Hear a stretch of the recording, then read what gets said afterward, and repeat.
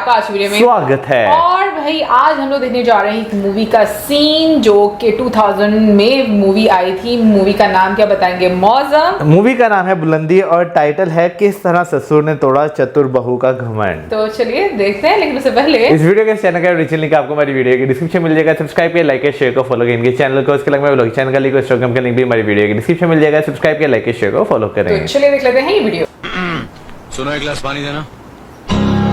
क्या? एक गिलास पानी ले आओ।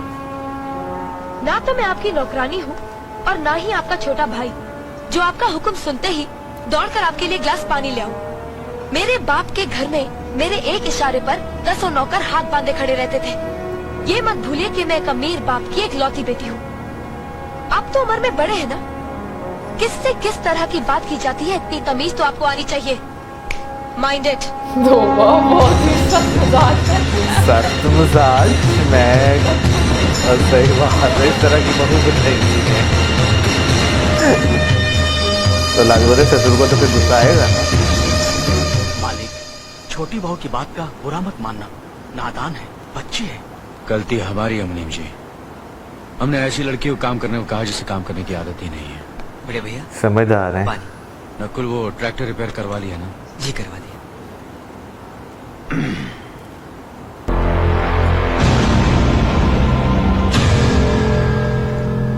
अब क्या हुआ है? ओके, उनकी वो अच्छा, उनकी सीट झूले पर। Oh shit shit. ओए,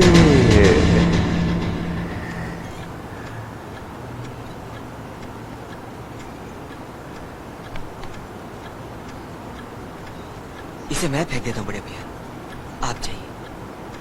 मुनीम जी, जो राम प्रसाद की बेटी की शादी के लिए जेवर देने के लिए कहा था, भिजवा दिया? जी हाँ मालिक। शहर में रहकर यही बदतमीजी और ओछी हरकतें सीखी आपने? अपने से बड़ों का लिहाज करना नहीं आता आपको? किससे कह रहे हो तुम? आपसे कह रहा हूँ। औरत पैदा हुई है तो औरत की तरह रहना सीखे। मीना। नकुल, तुम अंदर जाओ। कुछ ज्यादा ही। कुछ ज्यादा ही है यार। देवर होगा ना? पागल हो गई हो तुम? औरत होकर एक मर्द पर हाथ उठाती हो? इतनी ऊंची घराने की बहू होकर ऐसी नीच हरकत, शर्म नहीं आई तुम्हें? कौन सा ऊंचा घराना ये, जहाँ सिर्फ एक आदमी राजा है और बाकी सब उसके गुलाम? मीना, चिल्लाइए मत। आप मेरी सास नहीं है। जिस तरह आप इस घर की बहू है वैसे मैं भी हूँ। बहू हो तो बहू की मर्यादा में रहो। मर्यादा की रस्सी में तो आप जैसी जाहिल और गवार औरतें बनती हैं। Oh my God. मुझ जैसी पढ़ी लिखी मॉडर्न जमाने की लड़की नहीं। Uneducated idiots. Excuse me. I'm not an illiterate. I'm a graduate from the University of Allahabad. I am aware of the modernization of women, but I have not forgotten my culture, my customs, my traditions and my values. And most of all, I'll never ever forget that I'm an Indian woman. Modern जमाने की औरत भी औरत ही होती है। उसे भी मर्द ही ब्याह कर ले जाता है, मर्द को ब्याह कर वो नहीं ले जाती। जमाने ख्याल और लिबास बदल देते हैं, औरत की शरीर की बनावट नहीं। तन बदन में आग लग रही है। लोग तुम्हारे ख्याल की लड़कियों को लज्जत का सामान भले ही समझते हो, इज्जत के काबिल कोई नहीं समझता। इज्जत आज भी उन्हीं औरतों की होती है जिनकी आंखों में हया हो, लाज हो, शर्म हो। हम नहीं कहते कि तुम बंदिशों में रहो, लेकिन अपने दायरे की सीमा को मत भूलो। लड़की जब अपने माँ बाप के घर होती है तब उसके कांधों पर अपने ही घर की इज्जत का बोझ होता है, लेकिन जब वो बहू बनकर ससुराल जाती है तब उसके कांधों पर एक नहीं 2 परिवारों की इज्जत का बोझ होता है। आज जिस तरह तुमने नकुल को तमाचा मारा है, अगर उसी तरह उसका भी हाथ उठ जाता तो तुम्हारी क्या इज्जत रह जाती? कभी सोचा तुमने? क्या बात है? अच्छा, डबल रोल है। हाँ, मेरा ख्याल है।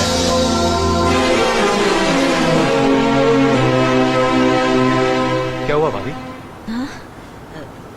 कुछ नहीं, मीना कह रही थी कि उसे खाना बनाना नहीं आता। हमने सोचा कि 2-4 खरी खोटी सुनाने से ही सीखेगी, तो सुना दिया, बस रोने लगी। क्यों अर्जुन, हमें तुम्हारी बीवी को डांटने का भी हक नहीं? क्यों नहीं, आप हमारी भाभी माँ हैं। आप मार सकती हैं, डांट सकती हैं, कुछ भी कर सकती हैं।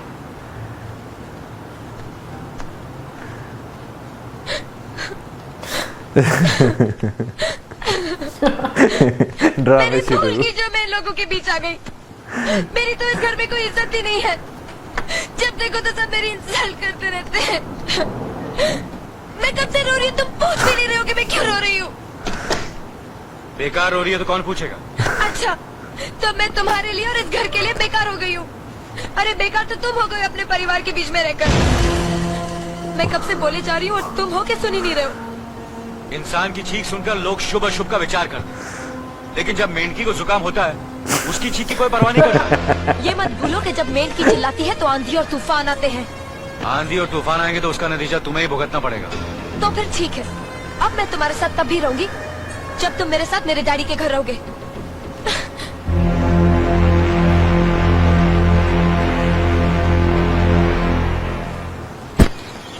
Okay. अच्छा दिन चढ़ गया। हमारी मीना बहुत प्यारी बच्ची है, लेकिन उसमें अभी भी बचपना है। हमारे तौर तरीकों को नहीं जानती है, लेकिन आहिस्ता आहिस्ता हम उसे सब सिखा देंगे।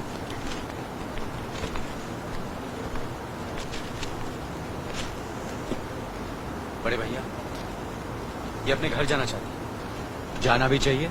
4-5 महीने हो गए, मायके की याद भी आती होगी इसे। और अर्जुन, तुम्हारे ससुर जी तुम्हें कई बार बुला चुके हैं। तुम भी कुछ दिनों के लिए हुआ हो, तुम्हारा मन भी बहल जाएगा। अगर ये वापस लौटने के लिए जा रही होती तो मैं जरूर जाता, मगर ये तो हमेशा के लिए इस घर से जा रही। कैसी बातें कर रहे हो? अगर तुम दोनों के ख्यालात एक दूसरे से नहीं मिलते तो इस मामले को घर की 4 दीवारी में बैठकर आपस में सुलझा लेना चाहिए। बहू शहर की पढ़ी लिखी लड़की है, उसे गांव के रीति रिवाज के बारे में क्या मालूम? ये तो तुम्हारा फर्ज बनता है अर्जुन कि तुम उसे हमारे तौर तरीके सिखाओ। सिखाने से कोई फायदा नहीं पड़े भैया, ये खुद को इस माहौल में डालना ही नहीं चाहती, इसलिए भेज रहा हूं। अच्छा, तो तुमने फैसला भी कर डाला बड़े भैया। कितना बात यह अच्छा है कि किया हुआ है ना। मैंने मीना को, तुम बहुत समझदार भी हो गए हो ना, तो फिर तुम्हें इतना तो समझ लेना चाहिए, अगर बहू अपने आप को बदल नहीं पा रही है तो तुम बहू के मुताबिक बदल जाओ। आखिर वो तुम्हारी पत्नी है, उसका साथ देना तुम्हारा धर्म है।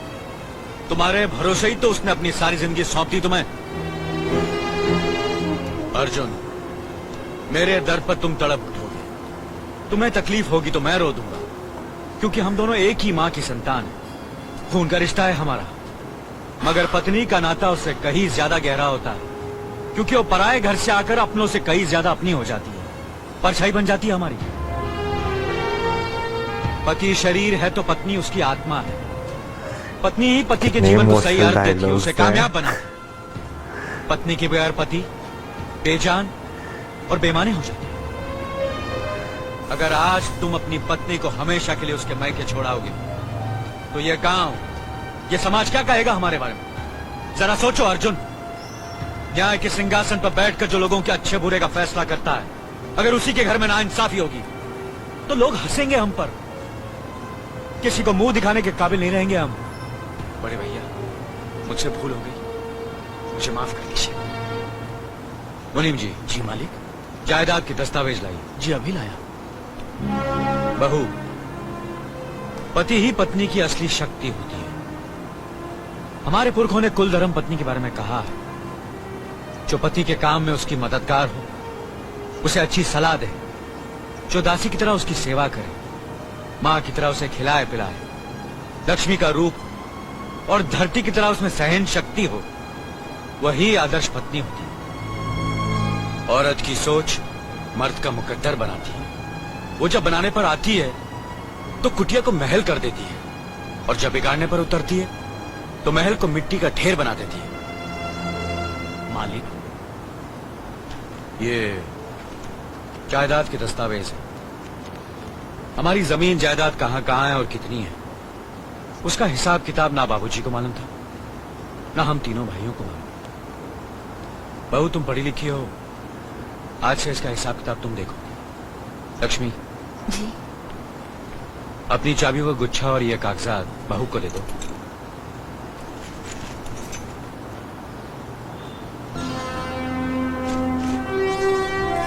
आज से तुम इस घर की मालकिन हो।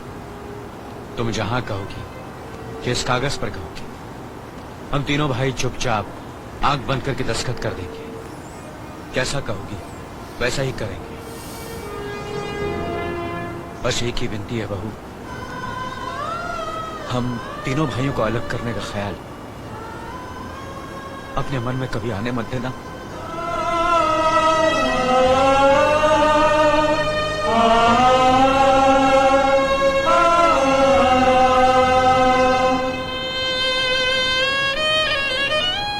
बहुत अच्छा किया तुमने बहू, बहुत अच्छा किया।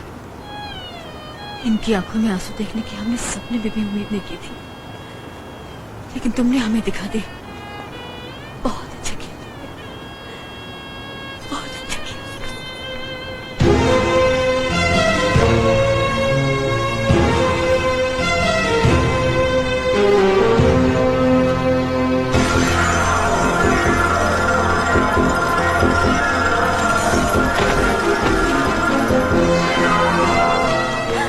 मीना, मीना, क्या हुआ बहू? मीना, मनी जी जल्दी से डॉक्टर को बुलाइए।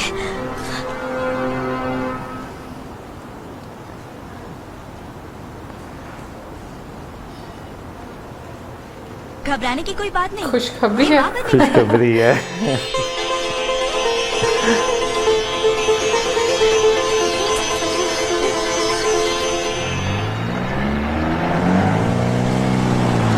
पुरानी भी में वैसी गाड़ियाँ बड़ी होती थी ना। ऐसे बड़े-बड़े घर। हाँ।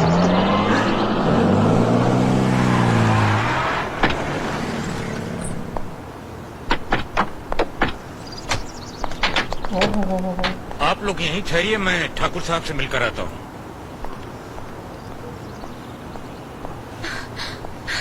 डैडी, डैडी, कैसी हो बेटी? What a pleasant surprise. आने की खबर भी नहीं की।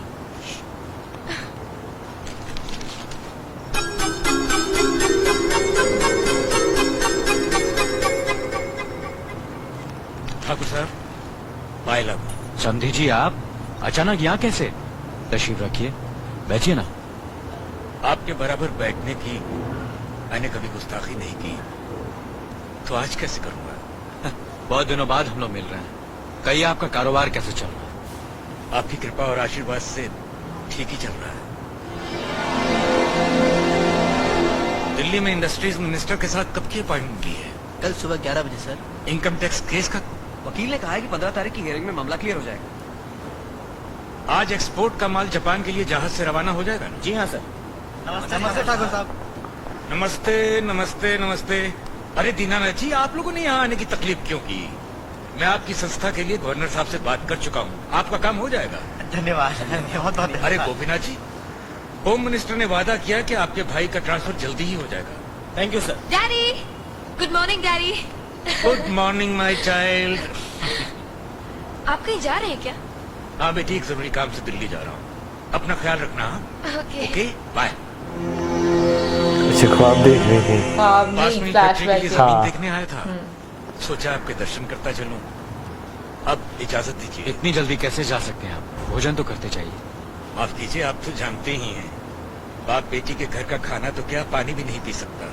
शहर में रहकर भी अभी भी आप इन बातों को मानते हैं? शहर में रहूं या गांव में, मैं अपनी परंपरा और संस्कार कैसे भूल सकता हूँ? आखिर मैंने इसी मिट्टी में जन्म लिया है। अच्छा, चलता हूँ। अजी, कम से कम बेटी से मिलकर उसकी कुशलता तो पूछ लीजिए। ये क्या कह रहे हैं आप? मैं इतना ऊंचा नहीं हूं कि अपनी बेटी की कुशलता पूछकर आपका अपमान करूं। ठाकुर साहब, ये तो मेरी बेटी का सौभाग्य है कि वो इस मंदिर जैसे पवित्र घर में बहू बनकर आई, और फिर आपकी छत्र छाया में तो वो कुशल हो गई है। राम राम। राम राम। गिल्ट फील हो रहा है। बेटे, हाँ। जिस तरह तुम मैके में चहकाती रही हो ना, वैसे ही अपने ससुराल को भी महकाती रहना। कुछ समझ भी नहीं लगी। मेरे हाल में माफी मांग रही हूँ।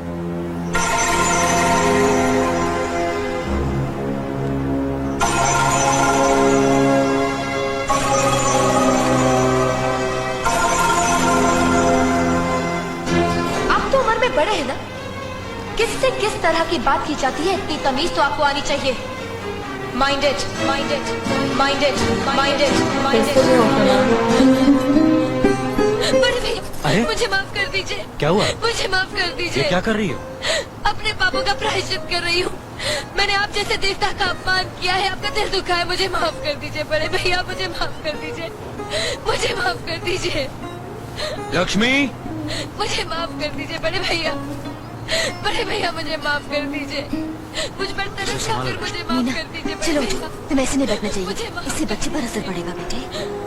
मैं आपकी भी दोषी हूँ दीदी, आपने जेठानी की जगह माँ बनकर मेरी गलतियों को बर्दाश्त किया और मैं अभागन आपकी बेटी न बन सकी।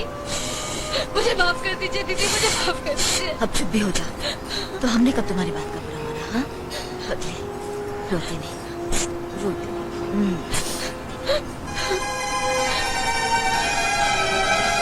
भाई सीन की बात करें तो बहुत ज़्यादा मज़ा आया। वैसे मूवी बहुत देर पहले मैंने देखी होगी, लेकिन मुझे जो बिल्कुल भूल चुकी हुई है ये मूवी कि भाई इसका एंड जो है क्या होता है। लेकिन हाँ, जो एक टाइटल जो बीच में दिया गया ना, सास ने सॉरी ससुर ने थोड़ा बहू का घमंड, तो बाकी वो जो है ना चीज़ बीच में नजर आती है कि वो बहुत एक अच्छे तरीके से डील कर रहे थे उन्हें। देखो बीच में ना एक बहुत ही समझदारी दिखाई गई है। मैं ऑनेस्टली बोलूं, यूजुअली क्या होता है ना कि अगर जो आपको ज़्यादा मेजॉरिटी में एक हमारी सोसाइटी में प्रॉब्लम देखने को मिलती है कि अगर कोई मियाँ बीवी के बीच में नहीं बन रही ना, तो 100 लोग बीच में कूदेंगे कि भाई इनकी डिवोर्स हो जाए, ये लड़े, घर इनका टूटे। ठीक है, लेकिन देखो एक मैसेज हमें मूवी के थ्रू मिल रहा है। मुझे इतना मजा आ रहा था ना, कहीं ना कहीं पर इतने अच्छे लोगों को देखकर दिमाग को सुकून मिल रहा था। देवर भी अच्छा, जेठ भी अच्छा, हाँ, जेठानी भी अच्छी, सब अच्छे हैं। हस्बैंड को भी समझ है कि तो मेरी बीवी जो है वो गलत है, तो लेकिन ये कि देखो हस्बैंड जो जिस तरीके से भी उसका एक रवैया था, तो बड़ों ने उसको समझाया कि तुम जो है मतलब उसको अच्छे तरीके से लेकर चलो। तो मुझे लगता है कि ये जब बीच में आपके एरोगेंस या ईगो आ जाती है ना, तो वहां पर प्रॉब्लम्स आना शुरू हो जाती हैं। बट मुझे सच में ये इतना मजा आ रहा था देखकर, पता नहीं क्यों मूवी देखकर ना कहीं पर ऐसे लग रहा था दिमाग को सुकून मिल रहा है। इतने अच्छे कैरेक्टर, इतनी अच्छी स्टोरी, अपनाइयत फील हो रही थी। डायलॉग्स जो है वो बहुत अच्छे थे, खासतौर पर जहाँ पर घर छोड़कर जा रही होती हैं, तो वहाँ पर जो एक डायलॉग थे कि तीनों भाइयों को अलग ना करो, यहीं पर रहो, पूरी जायदाद के कागजात और घर की तिजोरी की चाबियाँ, सारा कुछ जो है उनके हाथ में जो है पकड़ा दिया कि जो करना है जैसे करना है वो तुम्हारी मर्जी, लेकिन घर छोड़ के ना जाओ। तो हाँ, यानी कि अगर देखा जाए तो वाकई में ये चीज़ें ना आपकी रियल लाइफ में पता नहीं देखने को मिलती कि नहीं मिलती, लेकिन जब मूवीज में देखते हैं तो आपको एक आइडियल फैमिली जो है वो इस तरह की यानी कि होता कि यार होनी चाहिए। Ideal family I don't think so कि होती है रियल लाइफ में, बट ये कि मुझे लगता है कि समटाइम्स ऐसा भी होता है कि आप अच्छे होते हो, अगले लोग नहीं अच्छे होते। समटाइम्स आप खुद अच्छे नहीं होते और अगले लोग बहुत अच्छे होते हैं। तो कहीं ना कहीं पर नाइंसाफी कहीं पर हो रही होती है। बट हाँ, जितना मजा आपको जॉइंट फैमिली में आता है, मैं खुद इस चीज से एग्री करती हूँ, उतना आपको अकेले रहने में मजा नहीं आता। इनफैक्ट मुझे लगता है जैसे जैसे टाइम आगे जाता है आप अपनी फैमिली के और ज्यादा करीब हो जाते हो, चाहे झगड़े हो, ठीक है, आपके इख्तिलाफात हो, जो भी है, लेकिन हर चीज होती है, साथ रहना पसंद करते हो। मतलब मैं तो भाई ऑनेस्टली बोलूं तो मुझे तो अपनी फैमिली के साथ रहना बहुत पसंद है, सो कुछ ज्यादा ही पसंद है, तो इसीलिए मैं अभी तक अपनी फैमिली के साथ ही हूँ। बट आई थिंक अगर लड़की को शादी के बाद कोई एक ऐसा परिवार मिल जाता है ना जहाँ पर इतना सेंसिबली चीज़ों को हैंडल किया जाता है, तो मुझे लगता है कि दिक्कत आती ही नहीं है, उसको लगता ही नहीं है कि वो एक घर छोड़ के दूसरे घर जा रही है। इनफैक्ट मुझे लगता है कि ये बड़ा मुश्किल होता है अपना घर छोड़ के, तो शादी के बाद डिफरेंट लोगों में सेटल होना, एडजस्ट होना, ये आसान काम नहीं होता। बट हाँ, समझदारी आपको दिखानी पड़ती है और उसके लिए मुझे लगता है बड़ों का भी बड़ा इंपॉर्टेंट रोल होता है, और कि ट्रेनिंग कैसे दी जाती है शुरू से। हाँ। फिर उसके बाद जो अगला घर है उसकी भी रिस्पॉन्सिबिलिटी होती है, और जो लड़की होती है और जो लड़का होता है उसकी तो है ही रिस्पॉन्सिबिलिटी, बट बड़ों का बड़ा मुझे लगता है कि एक अहम रोल होता है, क्योंकि फैमिली सिस्टम में यार अगर बहू इस तरह की हो ना, यानी कि चले वो तो बाद में उन्हें रियलाइज हो गया, जब उनके पिताजी आए उन्होंने उनसे बात की तो उन्हें रियलाइज हुआ। पहले भी थोड़ा सा रियलाइज, उससे पहले भी थोड़ा सा हुआ था, वो जब तिजोरी की चाबियां दी, लेकिन वो जो एक फ्लैशबैक में जाती है ना, तो उसके बाद वो जो रियलाइज हुआ ना, वो बिल्कुल आप कह लेंगे टोटली उन्हें रियलाइज हो गया था कि वो गलत कर रही हैं। वरना लिटरली जो है ना हमारे माशरे में ये देखने को मिलता है कि एक सास और एक बहू, ठीक है ना, इनका जो है ना वो चलता रहता है और इनका कभी जो है ना वो हल मसले मसाइल जो है वो हल नहीं होते। अब ये मुझे नहीं पता भाई क्यों नहीं होते, वैसे हो जाने चाहिए, इतनी बड़ी बात नहीं है, लेकिन फिर भी अगर देखा जाए तो इस तरह की बहू बनाई हुई है जो कि वहाँ पर रहना नहीं चाहती, लेकिन इन दी एंड उन्हें अपनी गलती का रियलाइज होता है और वहाँ पर सेटल हो जाती हैं। तुम ना भागो मत, सास और बहू के जो इख्तलाफात होते हैं उसमें मुझे नहीं पता ऐसा क्यों होता है। मैं वैसे ये मानती हूँ कि वो इख्तलाफात में ना एक बड़ा इंपॉर्टेंट रोल होता है मर्द का। जो मर्द है, अभी देखो उन्होंने जिस तरीके से एक बीवी के बारे में बताया, ठीक है, और जैसे एक मर्द के बारे में बताया, जो मर्द है ना वो एक मुझे लगता है कि जो औरत है उसका मुहाफिज होता है, और दूसरा ये कि उसकी ना लाइक आप कह लो कि ऊपर वाले ने ऑब्वियसली उसको बनाया ऐसा है कि कहीं ना कहीं पर आपको सिक्योरिटी फील होती है अपने हस्बैंड के साथ, अपने भाई के साथ, अपने बाप के साथ। तो मुझे लगता है कि बैलेंस रखना भी ना उन्हीं की ही एक जिम्मेदारी बनती है कि वो किस तरीके से बैलेंस रखते हैं।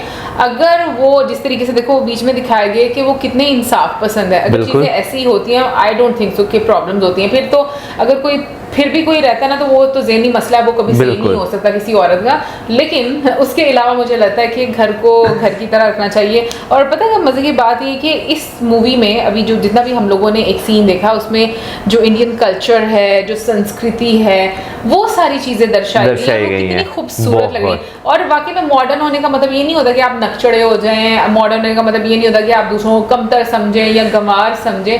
मुझे लगता है कि मॉडर्न होने का मतलब ये होता है कि आप चीज़ों को अंडरस्टैंड करें। आपके अंदर एक्सेप्टेबिलिटी कितनी ज्यादा आती है। अच्छा, प्रॉब्लम ये कि हमें वाकई में बहुत कम आती है, ये भी हकीकत है, हमें एक्सेप्टेंस कम आती है। लेकिन मुझे लगता है कि विद टाइम जब आप रियलाइज करना शुरू हो जाते हो ना, तो हम लोगों को ये चीज़ और ज़्यादा फील होनी चाहिए कि ना आपको अंडरस्टैंडिंग ज़्यादा होना चाहिए लाइफ में। सो मुझे लगता है कि ज़्यादातर कमी जो है वो इसी चीज़ में होती है कि हमें ये लग रहा होता है कि अगला इंसान हमें समझ नहीं पा रहा, पर प्रॉब्लम ये होती है कि हम खुद ही नहीं समझ पा रहे होते। अगर हम खुद समझ जाएंगे तो बाकी भी सारी चीज़ें हमें जो है वो अच्छी लगना शुरू हो जाएंगी। बाकी आप जरूर बताइएगा कि आपको मौसम को लग रहा है मेरी बातों की समझ नहीं आ रही है ना? नहीं आ रही, सारों की समझ आ रहा है।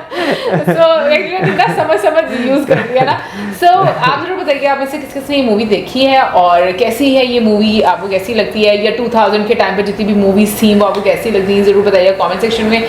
और रवीना टंडन मैम की रुक जाओ रवीना टंडन मैम की और अनिल कपूर सर की और रेखा मैम की, इन सब की आपको एक्टिंग कैसी लगती है। एक और बीच में एक्टर है, मुझे सॉरी उनका नाम नहीं आता, लेकिन उनको मैंने अक्सर मूवीज में देखा जरूर। हरीश कुमार नाम है उनका नाम हरीश कुमार है। ओके, कंफर्म है? हाँ, तो उनको भी मैंने काफी सारी मूवीज में देखा हुआ है। बिल्कुल। सो आप जरूर बताइए कमेंट सेक्शन में, और इस साथ में like, subscribe, share. Good bye.